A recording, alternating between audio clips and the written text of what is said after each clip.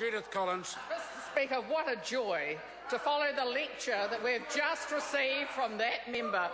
Oh, for goodness sake, honestly, I was so enthralled with her lecture that I almost forgot that last night she was so busy lecturing us that she forgot to vote against the legal assistance bill that she had rallied against one end of the country to the other, and it was wonderful to have her support in the final moments, so that in fact that bill went through unanimously. So well done, Ms Toure, well done, you're finally seeing some sense, but I have to say that presentation on merit and how bad it is, I have to say that was pretty amazing. And to say that over here the women are we're dominated by the men, I think that's a bit of a joke.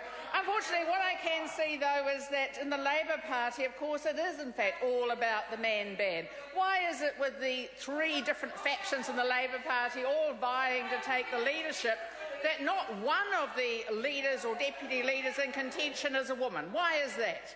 And of course the reason is because they're all chosen on merit. That's why it is. It's clearly on merit. Now, I thought Ms Moroney did brilliantly on The Nation last weekend. I'm looking forward to her coming on again this next weekend, probably Q&A as well. It was so much fun, I even taped it. I mean, it was fantastic. And I've played it again just so that some people missed it, and they really should. I have no idea why she's not allowed to turn up on the media more often. It must be because she's a woman. That's what it is in the Labour Party. That must be the reason. But of course, David Shearer, yesterday, well, that's what they asked on Morning Report yesterday on Radio New Zealand. They said, where is David Shearer? Because for the first time in living memory, I think since the 1930s when it was first set up, a Labour Party leader refused to go on Morning Report. Now, how does that happen?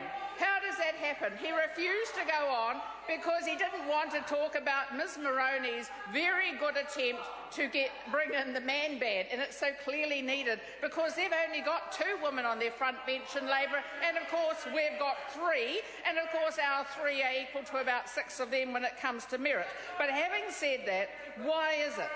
So all the last week we have watched as the Labour Party has imploded, and they've talked about the things that nobody cares about. In other words, getting rid of men, not letting them compete equally against women, and turning them into an endangered species if they weren't already within the Labour Party.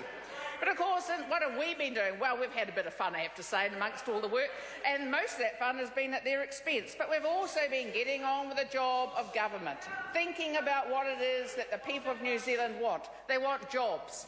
The convention centre deal, which I'm sure these people probably end up voting for over at Labour, I'm sure that Phil Goff, Clayton Cosgrove, David Shearer, who else were they? Annette King, Chris Farfoy, that they will want to vote for the convention centre bill because they were very happy to take the hospitality of Sky City the other week. Why was that? After they had been bagging them day in, day out in the media. And of course what they did is that they stayed there all night just to tell them off. And it's amazing what those poor people endured. But of course we're also into bringing the crime rate down. And this last week we've announced our better public services targets. And what can we say? Under Labour, prisons got full. Under National, crimes coming down. Youth crimes dropped 18% since June 2011.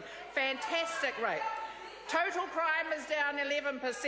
Reoffending's down 9%. Under Labour, what was happening? Going up in the violent crime, going up in the reoffending. They made no progress, and poor Ms Moroney is still trying to get a question in the House. Why can't that woman get a question? Why is that? It's because she's not on merit. No, it is on merit. She has, and she deserves it because she has helped us in Hamilton West and helped make it a safe national seat, and before that she did the same for Hamilton East. And I think that's an outstanding record, and I'm looking forward to her doing it again in Christchurch East because apparently it's her who the hierarchy want to be there. So, and that of course will be on merit. Yes, absolutely. True billboard coming on.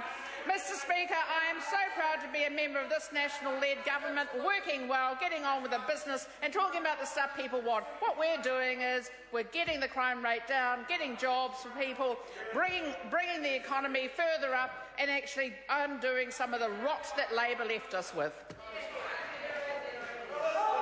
Order. Moana Mackie. Thank you, Mr.